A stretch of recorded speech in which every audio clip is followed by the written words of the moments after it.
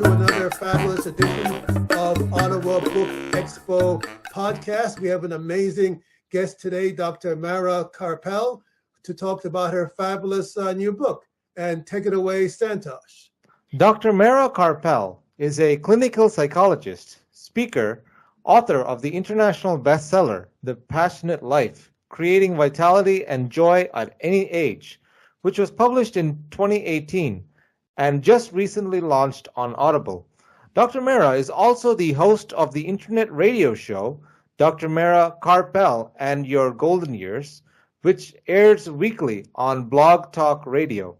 She's been named the Passionate Living Motivator for the organization, Compassionate Austin, and she's a contributing blogger to Thrive Global, Huffington Post, Sivana East, and Medium. Dr. Mara has been working with adults of all ages for over 30 years and has specialized at working with seniors, caregivers, and veterans. You can learn more about her at drmarakarpel.com. And Dr. Karpel, thank you so much for joining us today and welcome to the show. Thank you. And thank you for having me here today. So thank you very much again.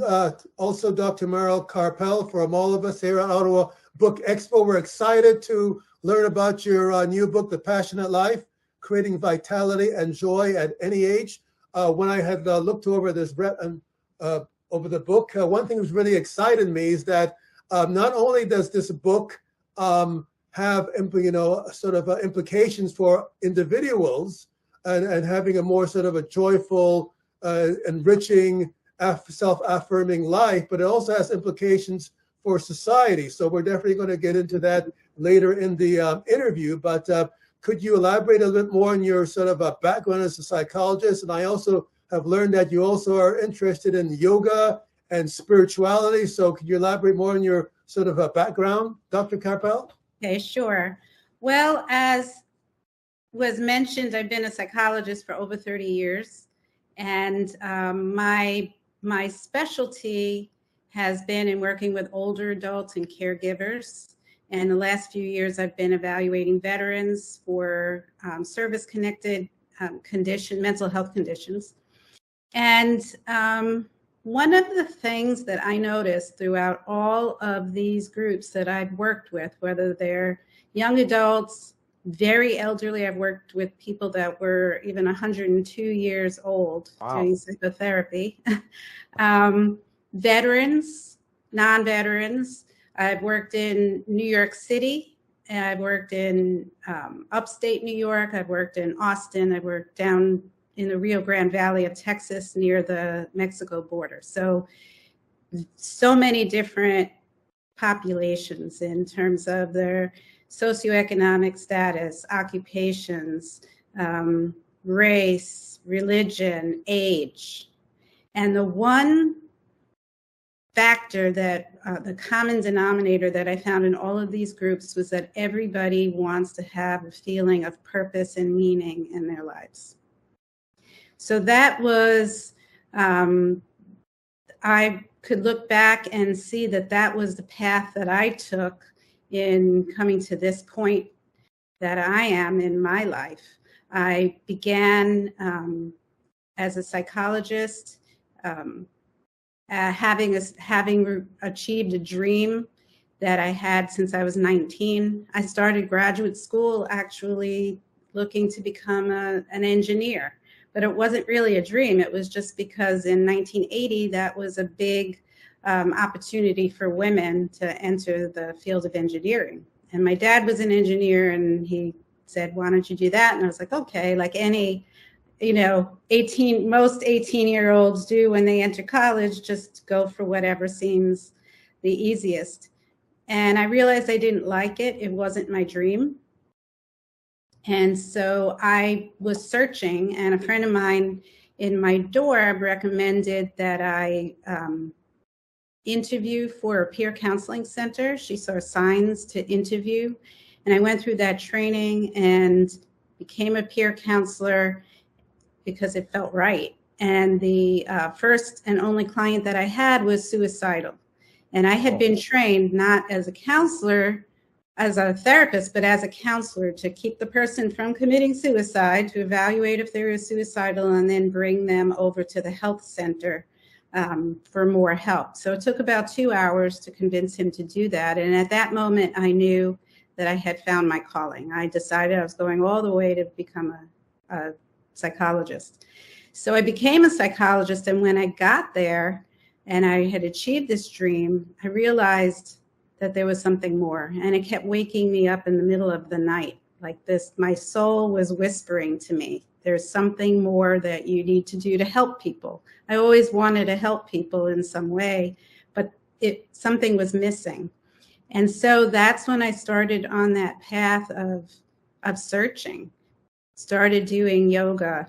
I had done yoga before, but I became more interested in yoga. I started on a more spiritual path, studying Buddhism, shamanism, just really kind of opening myself up, doing more artwork, drawing, painting. And even though those were not the things that were my passion, the way that I was going to help the world, they opened me up. So I'm still interested in those things, but they're not my career. But those paths opened me up to being more curious about what was out there. And that opening led to me moving to Austin, Texas from New York, where I felt really confined by the financial difficulties of living in the New York City area, where I really couldn't take risks because of the money. I had to really work all the time to be able to afford to pay my rent and the phone bill in the same month. So I got to Austin and I was offered the opportunity to start a radio show. And that really became my passion. I realized that I love doing the show. I love meeting interesting guests and asking questions about books that they've written. I mean, I'm sure you guys get that feeling where you have the opportunity to ask the question of an author where you enjoyed the book, and it's like, wow, I get to talk to this author and ask them a question. And I learned so much from all the different expert guests that I've had on my show that I decided to start writing about it, and discovered that was also a passion of mine, writing and using that as a therapy for myself along my own path. And along the way, my father passed away during the writing of the book, and my writing completely changed. I ended up going back and rewriting everything I had already written at that point, because my writing became much more raw and authentic. And I felt that every chapter was a way for me to work out something that some challenge or conflict that I was dealing with. And my responsibility to the reader was to come to a conclusion at the end that could be helpful to them. So I don't know if that answered your question. Yes, it definitely answered the question. So you wrote your book as a part of an introspection spiritually, and as well to connect with others who might be going through the same things, to inspire them to have a more sort of purposeful life? Exactly. And as you mentioned, there's a spiritual, it's mind, body, and spirit, because I was also on a health journey at the same time, changing my own diet to eat more healthy food, exercising, meditating, and all of that is included in the book. So was the significant event that became part of your book, was it your passing away of your father, and were there other events as well, or primarily that event? Well, that was the biggest one for sure. Along the way was also the caregiving of my parents as they were getting older, and I was now a long distance caregiver because they were back in New York. And so all of the help that I'd given to other caregivers now was becoming a reality for myself, that I had to utilize my own advice and also be able to stay grounded and healthy and not become sick from the stress of that. So that was also a part of it. But I would definitely say that my father's passing and the issues that went along with that were the most significant event that happened during that time. In terms of passion, because your book focuses on the passionate life, and so I'm sure that your sort of title, is a very intriguing, well thought out title. So what is the importance of passion in the book? Because some people have different senses of passion. Listeners and viewers, some may think passion is love, or some people may think it's the dedication. So how would you define passion, and what is this important in our daily lives? Well, I'm going to be honest with you. My definition of passion has evolved over time since I started writing the book until now. I think that passion is something most people think of as something that you really love to do. And I think that's a part of it, but it's not the only part of it. And you brought up in the introduction about how it's also related to the community and the world. So it has really evolved, especially with all of the things that have been going on in the world that have always been there, but have been much more visible in the past few years. And I think that passion really has to include not only finding what we love to do, but bringing our gifts to the world in some way, using what we have to help bring joy to the world. And that can look different. Like I said, I work with all different populations. So what a 35-year-old can do to find joy and also create joy in the world is going to be different than a 102-year-old. But I think the common thing is the really feeling enthusiastic about it, feeling like this is the reason that I'm going to get up today, at the same time as using that to help other people. So if it's painting or drawing or something artistic like that, using that to inspire other people as well. The passion is not just keeping it to yourself, but sharing it. And does your book have a certain particular resonance in terms of how our experiences as society and as societies and coming out of the pandemic? Because I've noticed that, there are a lot of people, the pandemic, contribute to a lot of mental illness and people feeling alienated and some people losing their job and a lot of anger and people taking very certain positions which are not listening to each other. So how does your book relate to our sort of collective experiences of dealing with the pandemic in terms of passion? Those people may feel that they've lost their passion and they're just feeling pressured and angst and they don't know what to do. Absolutely. I've spoken about this quite a bit on my show, which, the book came out before the pandemic, but really a lot of people had been telling me that they had been following their passion and now it was completely blocked because of not being able to do the things that help their passion along, not being able to do public speaking or performing or interacting with other people. And also, as you said, the stress of it and having to really focus on, somehow putting food on the table takes away from the ability to follow a passion. But what I really came to see was that sometimes, obstacles are a part of life. It's part of the journey that we're going to hit obstacles, whether it's our own personal obstacle, like a death of a loved one, or having to take care of somebody who's ill, or a global obstacle, such as the pandemic. But they are always there on our journey. And that is in the book, how to get back on track after we hit an obstacle, how to get through it. But the other thing that I noticed is that passions can change for the time. You have to be flexible. That's a big part of it. We're not necessarily going to be on the same path that we thought we were starting out on. It's going to change. It's going to take big turns.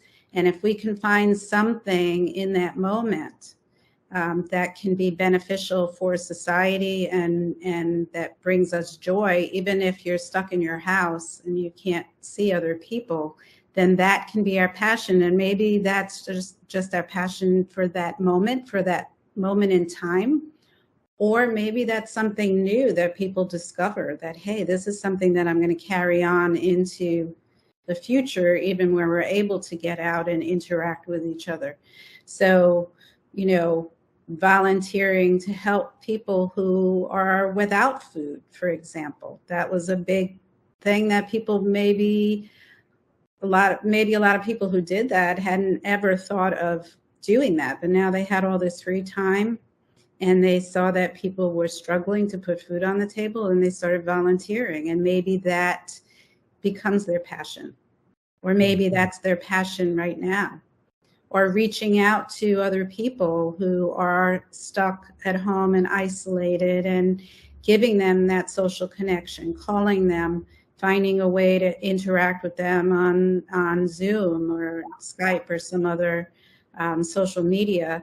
Or now that people are vaccinated and we do have tools that we could use, such as masks, maybe visiting people who are stuck at home. So again, our passion can change. If we're stuck in one outcome, then we're going to be frustrated and we're going to lose our passion, because outcomes are very rarely what we expect them to be. So it's finding, well, how can I use this now to turn it into a passion? How can I use the situation to create passion and meaning? You have a question, Santosh, a perspective on passion? Oh, well, it's very interesting what you said, especially about the passions changing. So sometimes we have to also be realistic as well. Not everybody is going to become say your passion is in music. You want to become a rock star. I mean, that's a very competitive field, but you can still do something in music. That's maybe also puts, financially makes you stable as well. So is that something that's part of your book? Absolutely. A big part of it is that the joy is in the journey. Yes. And so if we hold on, and that's a Buddhist concept, to not hold on tight to outcomes. Yeah. If we hold on to the outcome and we have to achieve that goal, then we're not enjoying the journey. The process, yes. The process. And we may never achieve that goal, but if we enjoy every part of the process, then we've had passion, we've enjoyed the journey. So yes, being realistic is important, and being able to bend with what comes before us. That's all really important. Flexibility. Mm-hmm. So one thing I wanted to ask about, Dr. Karpel, is I have a background in social psychology, and when I saw your 4 pillars, I was quite excited, because I think that, at least in my view, I definitely wanted to get your perspective as well. When you talk about the 4 pillars of gratitude being one, compassion, living out our dreams, and generosity. Isn't there sort of an implication for this, not only for ourselves as individuals, but as society as well? Because I think that there are a lot of, social activists, policymakers, groups that this book could have an implication for them, because I think that there's a lot of these pillars, particularly since the pandemic, that people are not necessarily paying attention to, that's creating a lot of problems in our society. I absolutely agree. Yes, the 4 pillars. So allowing yourself to dream. And that's something that people give up a lot of times as they become adults. They think that's for children. I'm not, I don't have time for dreams and fantasies. And being curious about what we can do to enjoy. Having gratitude for what we already have, not looking to follow a dream or a passion because we're desperate, but looking to follow a passion out of inspiration. And then I think the two things that you're getting to are compassion and what was the other one? Generosity? Yeah, compassion and generosity, because one of the things which I noticed, and I also want to get your expert perspective, one of the things which I noticed that after 9/11, there was that outpouring of empathy. I heard that online dating, people got more interested in relationships, community, sympathy. But after this particular pandemic, which is maybe a different type of crisis, I noticed that the exact opposite. I noticed in one of your interviews, you talk about trolling. I just find that relative to 9/11, the outcome of this pandemic is more of a sort of a mean-spirited. People are sort of, just my opinion, more self-absorbed. They're not so generous, and it just to me disturbing. And then I see this in particular United States, but you're starting to see in Canada more sort of some poverty, and you have all these tent cities. And one of the things which I'm concerned about as a species is that you see in video on YouTube, you see people abandon dogs, you see cats, people taking them in their home. I've not seen, there might be, but I've seen few, if any, YouTube videos about somebody who's homeless or somebody doing something generous for them. And because of this, as a society, we're having more disparity, dislocation. So as a society, since the pandemic, do you have any observations in terms of our sort of sense of tolerance and how social media, you have all this more trolling, and it seems to be a less generous in societies that we've kind of emerged from than we went into before the pandemic? I have a lot of observations about that, and you must have been listening into my brain because it's very, very disturbing. And that's why on my show, I've increased the amount that I speak about compassion and generosity. I really can't speak for the social science of why this is happening, although I have listened to a lot of social scientists, especially I forgot his name, the one who's very involved in looking at social media and how that affects society. He talks about social media being one of the culprits. That there are algorithms that steer people towards one group or the other, and they only hear the opinions of that group. So that it's kind of like we're all speaking in echo chambers, and it amplifies any anger that we might already have to see ourselves as it's us against them. So I think that's part of it. But I have absolutely seen the lack of compassion and generosity.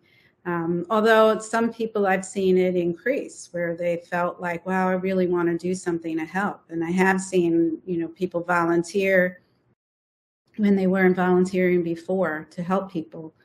But I talk a lot on my show about how you really cannot have passion without compassion.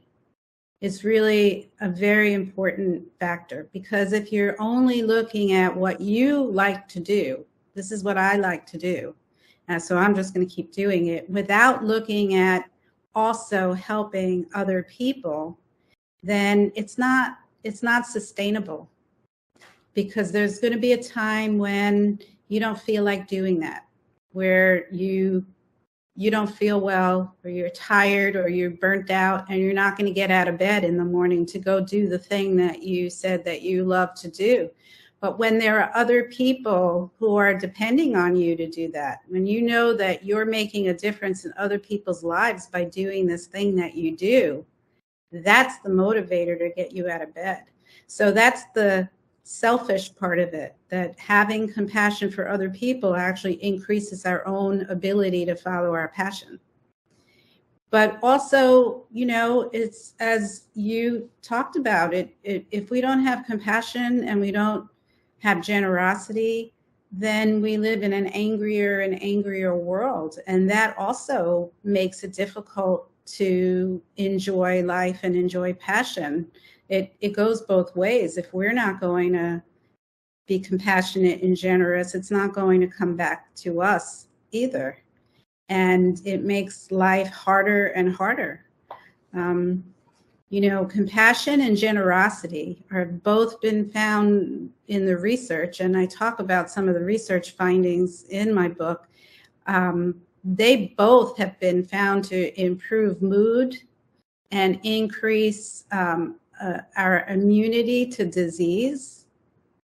Actually, doing compassionate acts, which that's the generosity. Compassion is the feeling, so the generosity is what it motivates us to do. By actually doing compassionate acts of generosity, it increases our immunoglobulin A, which is the natural immune booster in our body. It increases our endorphins, which are those natural neurotransmitter or the chemicals that make us feel good and that decrease pain and help sleep. And it increases serotonin, which is the neurotransmitter that decreases depression and increases sleep. So all of those things come back to us to help us to live a more joyful, passionate life. But on the wider scale, helping the world, it just feels good. Like there was a quote, I think it was Pete Seeger, who said, "Do good things just because it feels good. Just because it's good. No, just because it's good to do them." Yes. No, without expecting any results or outcomes, just do things. Absolutely. In fact, the research, the psychological research has found that when we have expectations of something in return for our generosity, it takes away all benefit to us acting generously. So if we give money to somebody on the street, for example, we say, wow, that person looks like they could use our help. We give them some money. Mm-hmm. It feels good. Like, well, maybe they'll eat a warm meal today.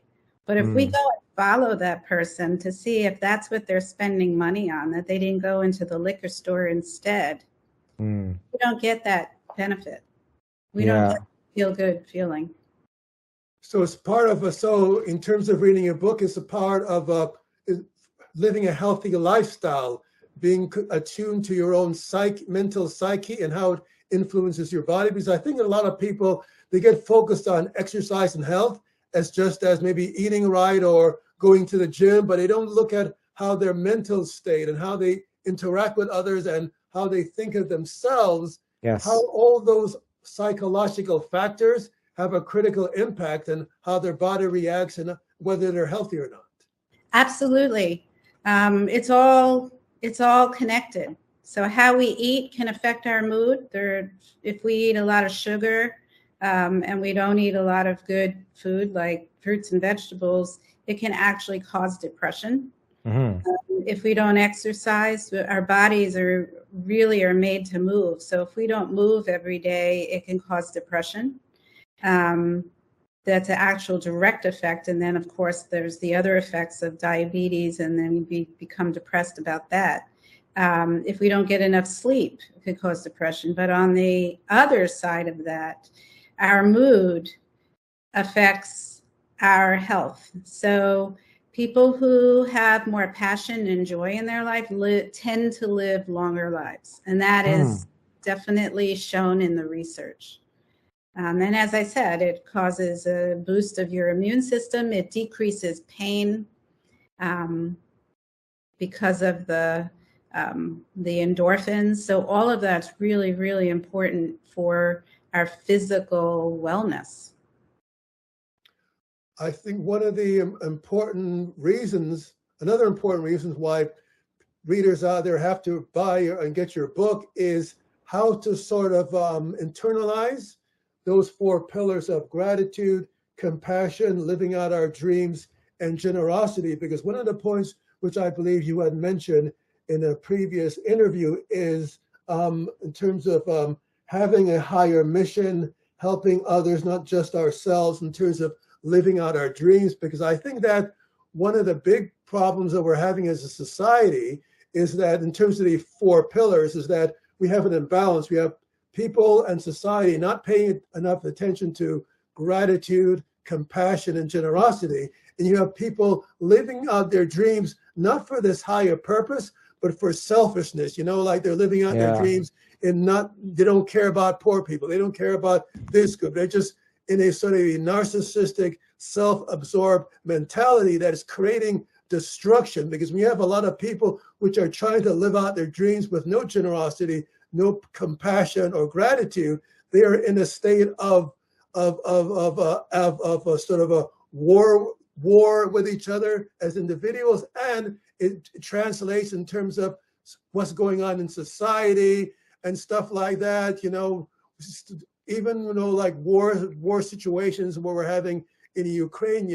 One of the things which disturbs me about that, compared to in the 1960s, when I think that these type of values were much more a part of society, there was a lot more conversation, I believe, in the 60s, for example, in terms of how the Vietnam War is affecting and destroying the lives of the people who are in the Vietnamese. Whereas in this particular war in Ukrainian conflict, where some people are saying that we're on the brink of World War III, I don't find that there's enough conversation about how the war coming from both sides is affecting the daily lives of people getting killed in the street. It's just as, I'm this side, I'm that side, and stuff like that. And you have all these people doing their own thing. I'm going to buy my car. I don't care about it. I'm going to put this flag up. Comment about people living out their dreams, but not within the sort of higher dimensional purpose and how it affects us as society and as individuals? Well, I try to touch on that in this book, and I think that what you're talking about, because so much of this has occurred since I started, since I published this book, I've ended up talking about all of that on my show. In fact, I had a Russian American woman on my program who is a musician here in the United States, from Russia, but very, very much on the side of Ukrainians. That's where a lot of her family and friends live. And she came on the show. We did a whole show where she talked about, it had just happened. Russia had just invaded Ukraine. And she came on the program to talk about the devastation of Ukrainian people and what she was hoping wouldn't happen, which did happen. And I think you make a very good point, and I do talk about this in a way that maybe people who are feeling like, why should I do that? Why should I care about other people? I try to bring it back to, well, because it will affect you. At some point, it will affect you. So maybe that if you don't have that feeling like I should do it just because it's a good thing to do, then maybe you should help other people because it's going to affect you at some point. But I would love to, go deeper into that, maybe with a social scientist to talk about why on a larger level, since I, as a psychologist, clinical psychologist, I deal with the individual, maybe to discuss why this is happening and how, what can we do to change that? Because I'm in totally agreement with you. And I try to make that point in here about compassion and generosity. But I do think it has really escalated in the last couple of years.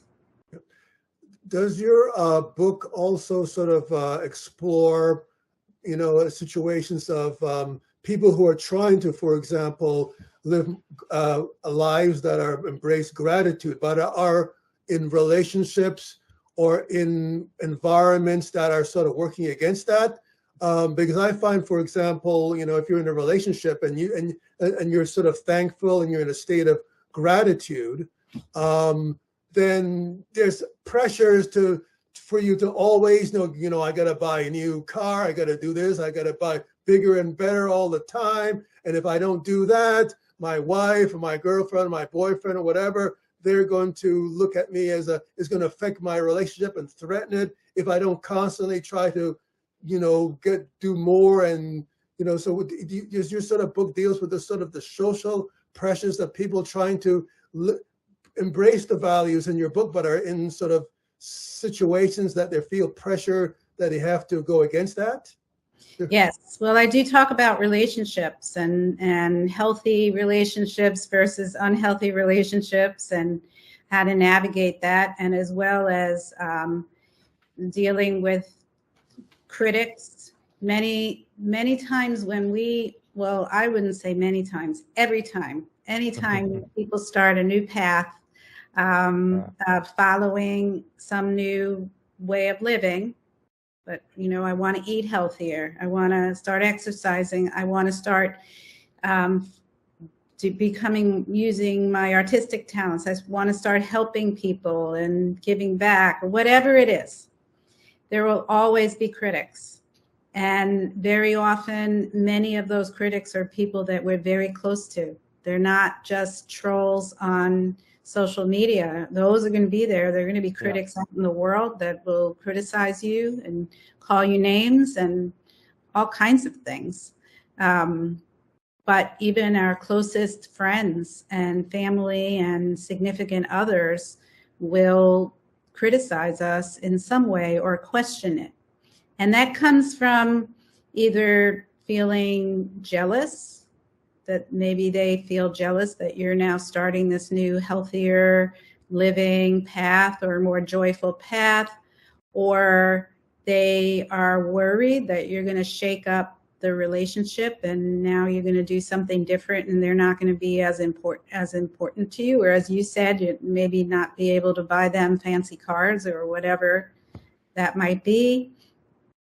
Or they might be worried for you, think that maybe you're making a mistake and they don't want to see you make a mistake, or just they feel that if you do something different, that means that it points the finger back at themselves, that, oh no, this means that I have to make changes and I don't want to make. So all of that is going to be there. So I do talk about navigating that, how to get through that. Some of it is to say, thank you for your opinion. I'll take that under advisement and then keep going. Sometimes they might have a good point. So, maybe it's not a good idea to quit your day job to become a rock star when you have no connection to become, right? So it is, maybe it is a good idea to think about what they said, to really take it under advisement and decide whether or not this is a legitimate critique or is it just their own fear talking, and to kind of tweak our path that way. But being around positive people, being around people who support you, I recommend to people joining like-minded groups where other people maybe are following a similar path. I found that helped me when I joined. They weren't necessarily doing exactly what I was going to do, but they were on a path of living a more joyful life. And so that really helps. That inspires you.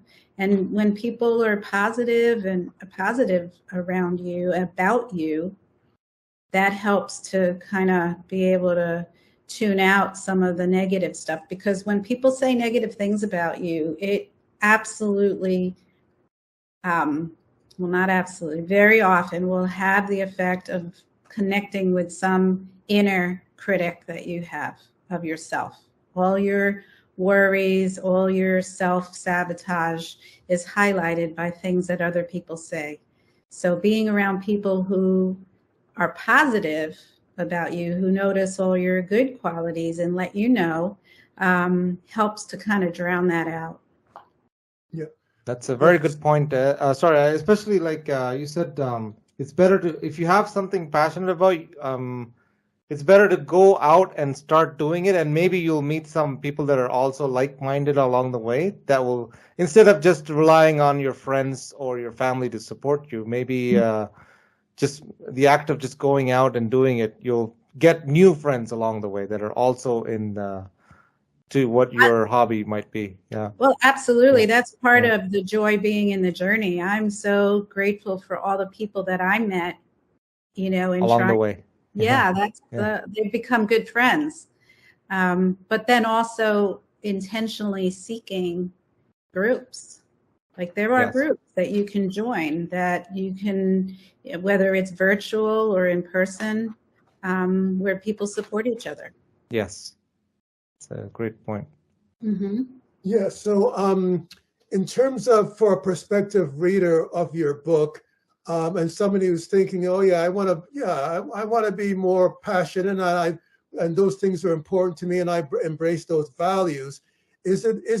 How important is it for someone who wants to get full value of reading your book to have a sort of a spiritually focused frame of mind? Because when you had wrote your book, you were sort of in that state of mind where you had embraced spirituality, you were yoga, you were sort of trying to embrace a higher dimensional consciousness. Because when I'm reading these pillars, it just strikes me that someone who is spiritually introspective would be more easily be able to adopt and embrace those values than maybe someone who's, I want to be more passionate, but they're not in a spiritual state of mind. They're very sort of super materialistic. So how important is it for somebody to sort of embrace a sort of a spiritual mindset? And do you have a part of your book that sort of helps to introduce people in that frame of mind for people who may not be as connected as you were when you were starting to write your book?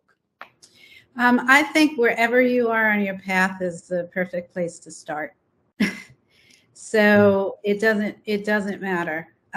Yes, people who are more in tune with that, some of this might even be information that they already know, but it's a reminder, and it has some tips because I know I need reminders all the time from other people, and ways of going about doing these things, that maybe they might learn something new. But I think somebody who's like really new at this can also benefit quite a bit, because it's pretty, it's a guide.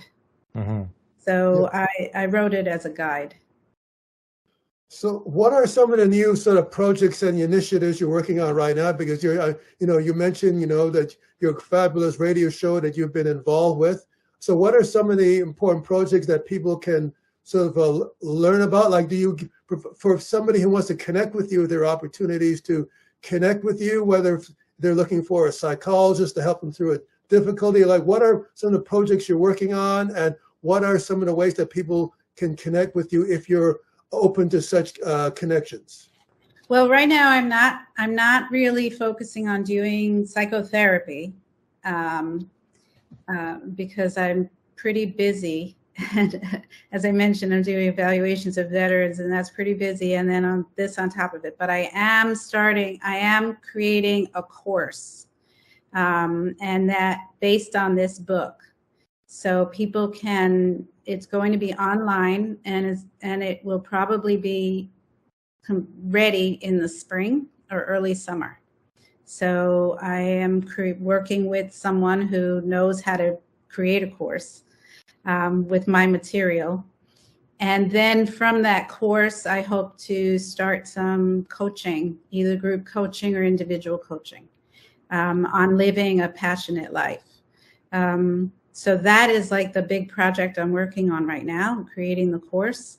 I also, my radio program is continuing. It's been on for almost 9 years on internet radio, Blog Talk Radio. Congratulations. Thank you. And then 2 years before that on local Austin radio. So and the podcasts are immediate. So everything that we did online for the last 9 years is available with all the different guests. And we have a lot of guests coming up this year or into 2023. So that's a big project I'm working on. Trying to get people to find out more about this book and that it's on Audible. If a lot of people are listening on Audible rather than reading books. I notice people don't read books so much anymore. They listen. So that this is both ways. Those are the main things that I'm doing right now. And they can find out if they go to my website, which is drmarakarpel.com. So it's drmarakarpel.com. And they could also sign up for my newsletter. So when I have big things, I don't bother people very often. I don't send it out very often. So when there are big things, I'll send out an email. And another really great way to find out what is coming up, any events coming up, upcoming shows, any blogs that I write, all of that I post on my Facebook page, which is Dr. Mara Karpel, Your Golden Years. So those are probably the best ways. And they can hear all of my shows on my website. It's also on Apple Podcasts. Awesome. So if they go to your website, they'll learn about your potential, your sort of course that you're going to be doing in the next several months. They'll learn about that. They'll get updates in terms of any special things, projects you have going on, and they'll also be able to listen to your sort of internet radio episodes. Yes, and they can go all the way back to almost 9 years since we've been on. Oh, I see. Okay. So it's all archived by subjects. It's archived by date. Dates. Okay. That's very useful. Yes. That's good. Yeah. Okay. Awesome. So So they're not. So if they're just learning about you now, they'll have. They'll be able to go back and catch up to to all your wisdom. And they can read all my blogs as well. All the blogs I've written are on my website. And it's very motivational too. Like if you're feeling a little bit like low, you can listen to your podcast and be motivated to keep going. Yeah. And, Thank you. Great. And your book is available on is it Barnes and Noble, Amazon.com, any other, and Audible as well? You mentioned. Yes. Those are the ones that I know about. I know it went out to a bunch of online booksellers. Okay, we got to make sure that people, if they do a Google search of The Passionate Life, Creating Vitality and Joy at Any Age, they should be able to, get the links on Google of where easiest they want to buy your books. You just have to make sure they type in that title or your name, Dr. Mara Karpel, with the book, and they will definitely be able to link and get your title that way. Are you thinking of a subsequent book in the making or works you're thinking about? Yes, when I have the time. But you brought up some great topics that I have written blogs about. So those are areas that I'd like to write about. Going more into compassion and generosity and how that is helpful to the world. Yes. Yeah, because that's what definitely. It's both have applications for the individual to be more healthy, purposeful life with joy at any age. Because I think some people, some young people think that, I get 30s, 40s, or 50s or whatever, and lose the passion. And you can have passion and joy is any age. It's a healthy approach. It's never too late. Yeah. Well, I write about that actually to start off the book, about how people feel that, I've done everything and I've raised my family, I've done my career, I'm retiring, now what? Yeah. And that's really a time where you can say, okay, well, what do you really want to do? Yeah. One of the inspiring documentaries that I saw a while back was Frank Lloyd Wright. He was most productive, I think, is in his 60s or 70s. That's when he did all this fabulous architecture. He became well known about, not when he was in his 20s and 30s, Yeah. but when he was like a senior citizen. Even Well, like KFC, the owner of KFC started in his late 50s, I believe.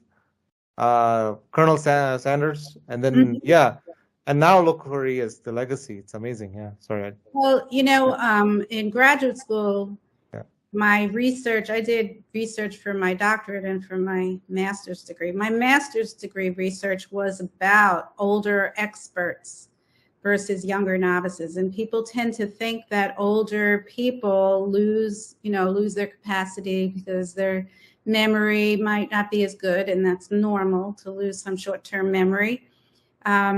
But the older people tend to be much, much better at looking at the bigger picture because they have more experience. So it's based on experience, and they are much better at doing the work. So it's really opposite of what most people think. Experience makes a difference. I mean, that's, wisdom. We've kind of lost that in our culture. Everybody's looking to youth to do everything, and both are contributors. Youth contribute important pieces of the puzzle, but you can't put older people out to pasture either. That's very true. Youth have, perhaps the energy, but the older people have the wisdom and experience. And I think that, we've lost a sort of a cross-generational conversations, and in terms of how the society has put a value on just the young workforce and, and putting older people out to pasture. We're losing that wisdom in society. And I think that a lot of problems we're having in the society is because the older, experienced people are not being included, in terms of the wisdom, in terms of how the youth are, in terms of individuals, and how they contribute to workplaces and people in general. I think that is causing a lot of social dysfunctions today. That's just my opinion. It causes social dysfunction, and we're also losing such an important resource.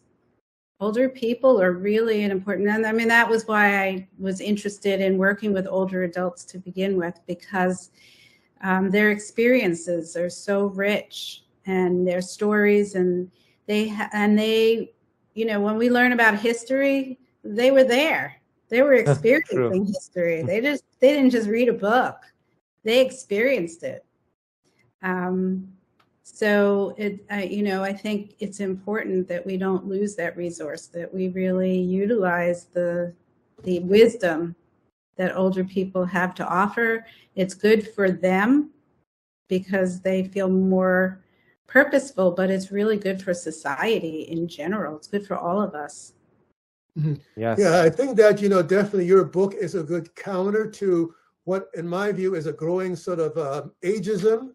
And, there's a lack of institutions. I mean, there's a lot of isms out there, racism, homo, and all sorts of other type of isms. But ageism, I think there's not enough defense about how that is causing a lot of problems in society. There's prejudice against older people and stuff. I mean, to me, it's just bad. And in terms of the pandemic sort of raised the problem of ageism, because you saw how people who are just being condemned in these terrible conditions in these facilities where they were being neglected, and it's just like terrible how you're treating old people and stuff like that. There's lack of public health and just terrible, that kind of stuff. Well, yeah, I mean, what really shocked me during the pandemic was hearing that, okay, well, this is only dangerous to old people, so we should all be out there spreading it around. We're not going to get sick. Put the old people away, and that was kind of similar to the language. I've heard politicians say that, speaking for old people, and say elderly people, not old people, but elderly people. Elderly. But I mean, that was kind of the language that, they're willing to sacrifice their lives for us to make money. And there was a lot of pushback, thankfully, where a lot of seniors came back and said, speak for yourself. Yeah. So, but that was, the reason I wrote this book Creating Vitality and Joy at Any Age, the second part of this title, The Passionate Life, is because there really aren't many books out there for people who are in this time of life, other than like health books and, that kind of thing. Nothing about just all the books about following a joyful path are written for younger people.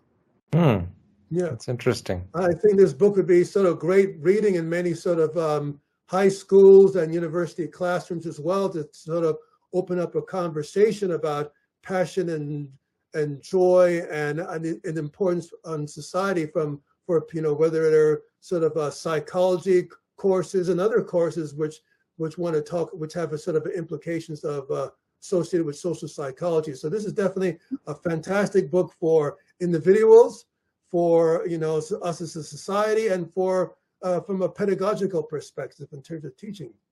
Yeah, thank you. So is there anything, Dr. Karpel, that you didn't get to talk about or mention that you wanted to talk about in terms of your book, and any perspective that we didn't really get to talk about in great detail? I think we touched on everything I could think about at this moment. Of course, probably when we get off, I'll say, should have. We should have mentioned that. You're right. Yeah, that's kind of happens. Terrible when it happens. I mean, it's part of our sort of human psyche, but hopefully we'll keep those to a minimum. Right. Now, in terms of finding the book, I just want to mention people can Google it to find other ways of purchasing the book, but if people are okay with buying from Amazon, it's on Amazon. And Amazon is great. Good. Very reliable. They'll track your book as it goes through every little postal station until it arrives.